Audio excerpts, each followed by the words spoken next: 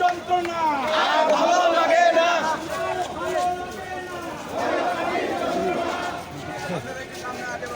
আর ভালো লাগে না।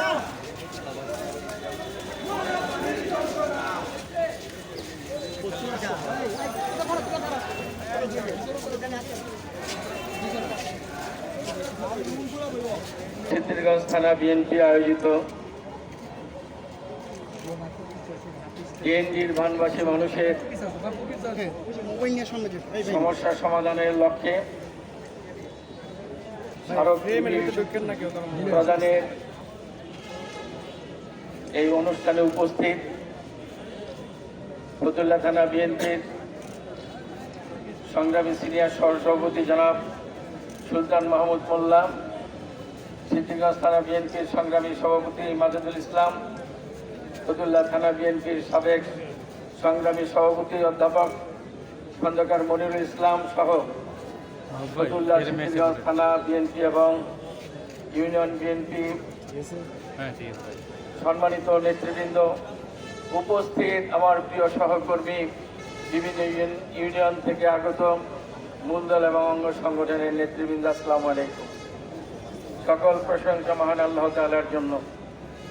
আমরা আজকে এখানে উপস্থিত হয়েছি নারায়ণগঞ্জ জেলার একটি শিল্প সমৃদ্ধ এলাকা ডিএনডি। আপনারা আমরা সবাই জানি তৎকালীন পাকিস্তান আমলে 60 দশকে যখন জনসংখ্যা দিন দিন বৃদ্ধি পাচ্ছিল, খাদ্য ঘাটতির দেশে লক্ষ্য করা গিয়েছিল, তখন খাদ্য উৎপাদন বৃদ্ধি করার লক্ষ্যে 60 দশকে তৎকালীন সরকার ডিএনডি অর্থাৎ ঢাকা নারায়ণগঞ্জ ডেমরা বাঁধ প্রকল্প পরিকল্পনা প্রণয়ন করে এবং বাস্তবায়ন করে। লক্ষ্য এবং উদ্দেশ্য ছিল এক ফসলের পরিবর্তে এখানে 3 ফসল উৎপন্ন করে খাদ্য ঘাটতি পূরণের লক্ষ্যে কাজ করার। ওই সময় এই ডিএনডি এলাকা ছিল কৃষি নির্ভর একটি এলাকা। ঢাকা রাজধানী, বাংলাদেশের পাশে শিল্প সমৃদ্ধ নগরী নারায়ণগঞ্জ, 2 গুরুত্বপূর্ণ এই স্থানের মধ্যবর্তী স্থান হচ্ছে ঢাকা নারায়ণগঞ্জ ডিএনডি এই সেচ প্রকল্প। যুগের চাহিদা এবং সভ্যতার ক্রমবিকাশের যে ধারা, সেই অনুযায়ী যেখানে খাদ্য উৎপাদনের জন্য এই প্রকল্প করা হয়েছিল, লক্ষ্য করা গেল পরিবর্তন এমন আসতে শুরু করলো যে মানুষের বসবাসের জন্য এই জায়গা এবং শিল্প কলকারখানা গড়ে তোলার জন্য এই জায়গা গুরুত্বপূর্ণ হয়ে উঠল। পর্যায়ক্রমে কৃষি উৎপাদন বিঘ্নিত হতে শুরু করলো, জনগণের বাসস্থান এখানে বৃদ্ধি পেতে শুরু করলো, শিল্প কলকারখানা গড়ে উঠতে শুরু করলো। আপনারা সবাই জানেন যখন ডিএনডি সেচ প্রকল্প করা হয় তখন বর্ষাকালে যাতে বর্ষার পানি ডিএনডির ভিতরে প্রবেশ করতে না পারে এবং সেচ কার্য পরিচালনা করে পানি সরবরাহ করা যায় এবং নিষ্কাশনও করা যায়, এর উপর ভিত্তি করে এই ডিএনডি এলাকায় প্রকল্প প্রণয়ন করা হয় এবং প্রত্যেকটা জায়গায় পানি সরবরাহ ক্যানেল এবং নিষ্কাশন ক্যানেল করা হয়। যখন জনবসতির সৃষ্টি হতে শুরু করে, শিল্প কলকারখানার সৃষ্টি হতে শুরু করে, আস্তে আস্তে সেই ক্যানেলগুলা পানি সরবরাহ ক্যানেল এবং নিষ্কাশন ক্যানেলগুলা ভরাট হতে থাকে এবং যে পরিমাণ উচ্ছিষ্ট পানি হতে থাকে মানুষের ব্যবহারিক দৈনন্দিন কারণে, শিল্প কলকারখানায় ব্যবহার করার কারণে এই ক্যানেলগুলো দিয়ে আর পানি সরবরাহ এবং নিষ্কাশন করা সম্পূর্ণ দূর হয়ে উঠতে শুরু করলো। এর মধ্য দিয়েই শুরু হলো ডিএনডিবাসীর দুর্ভোগের পালা। সামান্য বৃষ্টি বাদল হলে এই ডিএনডির পানি যেহেতু সেচ কার্যের মাধ্যমে সম্পূর্ণভাবে নিষ্কাশন করা যায় না, সেই কারণে পানির বৃদ্ধির ফলে রাস্তাঘাট, বাড়িঘর সবকিছু তলিয়ে যেতে শুরু করে। 2001 সালে বিএনপি যখন আমরা ক্ষমতায় আসি, আমি তখন এই এলাকার জাতীয় সংসদ সদস্য। প্রবল বৃষ্টির কারণে এবং জলোচ্ছ্বাসের কারণে সেই সময় টিএনডিতে জলবদ্ধতা হয়েছিল। আমরা মানুষের দুঃখ দুর্দশা কথা বিবেচনা করে সেই দিন আমরা যেহেতু পাম্প হাউস এই পানি নিষ্কাশন করতে পারছিল না, সেই জন্য আমরা মন্ত্রণালয়, স্থানীয় সরকার মন্ত্রণালয়ে যোগাযোগ করে, জেলা প্রশাসনের সাথে যোগাযোগ করে এবং আমাদের নিজেদের অর্থে হঠাৎ করে আমরা অনেকগুলা পাম্প এখানে সংস্থাপন করে পানি নিষ্কাশনের ব্যবস্থা করে সেদিন মানুষের পাশে দাঁড়িয়েছিলাম, মানুষকে জলাবদ্ধতা থেকে মুক্ত করেছিলাম। এরপর বিগত 16 বছর স্বৈরাচারী ফ্যাসিস্ট শেখ হাসিনা সরকার ক্ষমতায় আসার পরে দিন দিন এই জলাবদ্ধতার সমস্যা বৃদ্ধি পেতে থাকে। এই এলাকার মানুষ বারবার স্বৈর শাসকের যারা ছিল এখানে ক্ষমতাধর তাদের কাছে আবেদন নিবেদন করেছে যে আমাদের দুঃখ দুর্দশার কথা ভেবে আপনারা এই পানি নিষ্কাশনের ব্যবস্থা করেন। বারবার আশ্বাস দিয়েছে, কোনো কাজ হয় নাই, কিন্তু তারা বক্তব্য দিয়েছে। এই নারায়ণগঞ্জের গডফাদার বক্তৃতা দিয়ে বলেছে সরকারের কাছ থেকে হাজার হাজার কোটি টাকা এনেছে এই টিএনডির মানুষের জলাবদ্ধতা দূর করার জন্য, কিন্তু কোনো মানুষ এই কাজ দেখে নাই, কোনো উপকার পায় নাই। সামান্য বৃষ্টি বাদল হলেই আজকে জলাবদ্ধতার সৃষ্টি হয়। এই জলাবদ্ধতার কারণে রাস্তাঘাট যেমন তলিয়ে যায়, বাড়িঘর তলিয়ে যায়, এখানে শিল্প কলকারখানা, স্কুল কলেজ মাদ্রাসায় ধর্মীয় প্রতিষ্ঠানে মানুষ যাতায়াত করতে পারে না, বাজার সদাই করতে পারে না। বাড়িঘরের ভিতরে এমনভাবে পানি প্রবেশ করে আছে যে জনজীবন সম্পূর্ণভাবে বিপন্ন। বারবার তারা দাবি করেছে এই জলাবদ্ধতা নিরসন করার জন্য। আমি ইতিমধ্যে দুইবার মন্ত্রণালয়, স্থানীয় সরকার মন্ত্রণালয়ে চিঠি দিয়ে এই জলাবদ্ধতা দূর করে জনগণের দুর্দশা লাঘব করার জন্য অনুরোধ করেছি, যার অনুলিপি আমি জেলা প্রশাসন সহ সংশ্লিষ্ট কর্মকর্তাদেরকে দিয়েছি। আপনারা জানেন, এগুলা সংবাদপত্র প্রকাশ করা হয়েছে। এখন আপনারা জানেন বিগত কিছুদিন যাবৎ ভীষণভাবে বর্ষা বৃষ্টি এত বেশি এই বছর যে কল্পনা করা যায় না। এর ফলে টিএনডি তলিয়ে গেছে। টিএনডির মানুষের জীবন এখন দুর্বিষহ।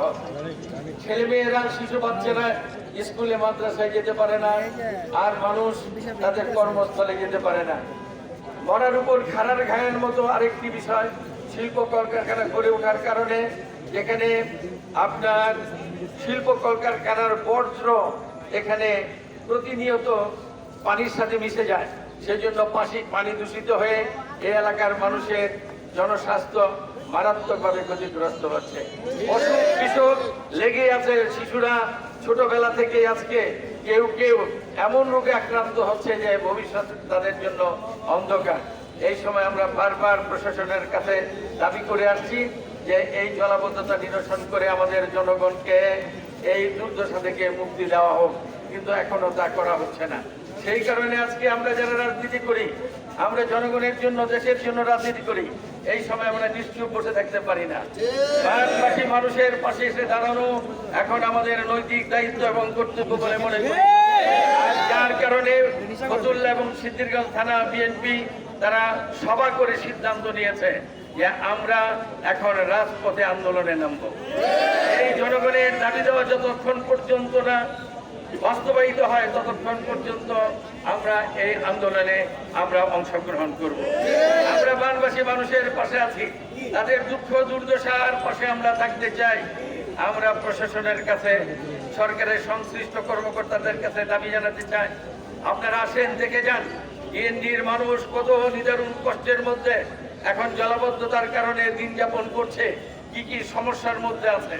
আরেকটি কথা বলতে চাই, যেহেতু টিএনডির ভিতরে অসংখ্য শিল্প কলকারখানা এবং ব্যবসা বাণিজ্য রয়েছে, দেশের অর্থনৈতিক ক্ষেত্রে এই টিএনডি এলাকার মানুষ বলিষ্ঠ ভূমিকা পালন করে আসছে। তাই ন্যায়সঙ্গত দাবি যে করে হোক এই জলাবদ্ধতা নিরসন করতে হবে। আর এর জন্য আমরা দাবি করি, যারা এতদিন বলছে বানবাসী মানুষের কল্যাণের জন্য সরকার থেকে কোটি কোটি টাকা অর্থ তারা এনেছে, সেই অর্থ কোথায় গেল? প্রশাসনের কাছে দাবি সেগুলো তদন্ত করে যারা এই অর্থ লুটপাট করে খেয়েছে তাদের বিরুদ্ধে শাস্তিমূলক ব্যবস্থা গ্রহণ করুক।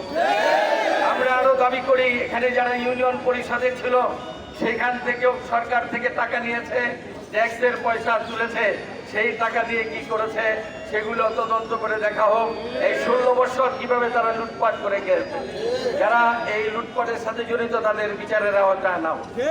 এবং আজকে আমাদের সকলের পক্ষ থেকে আজকে যারা উপস্থিত হয়েছি এবং অনুপস্থিত সকলের পক্ষ থেকে এই ডিএনডিবাসীর জন্য যেমন আমাদের সহমর্মিতা রয়েছে, যেমন আমাদের করণীয় দায়িত্ব কর্তব্য রয়েছে। সেই কারণে আজকে আমরা মাননীয় জেলা প্রশাসকের মাধ্যমে আমরা স্থানীয় সরকার উপদেষ্টার নিকট স্মারকলিপি প্রদান করব।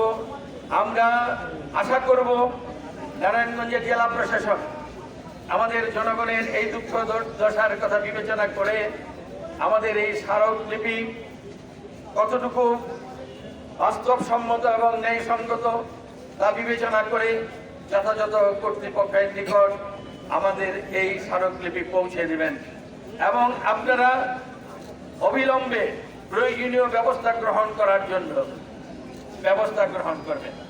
আমরা আশা করি নারায়ণগঞ্জের জেলা প্রশাসন আমাদের এই বানবাসী মানুষের দুঃখ দুর্দশা লাঘব করার জন্য ইতিমধ্যে ক্ষুদ্র ক্ষুদ্র কিছু প্রয়াস নিয়েছেন, এই জন্য ধন্যবাদ। কিন্তু এই ক্ষুদ্র প্রয়াসে তো হবে না, এটার জন্য আমরা 2টি প্রস্তাব নিয়ে যাচ্ছি এখন।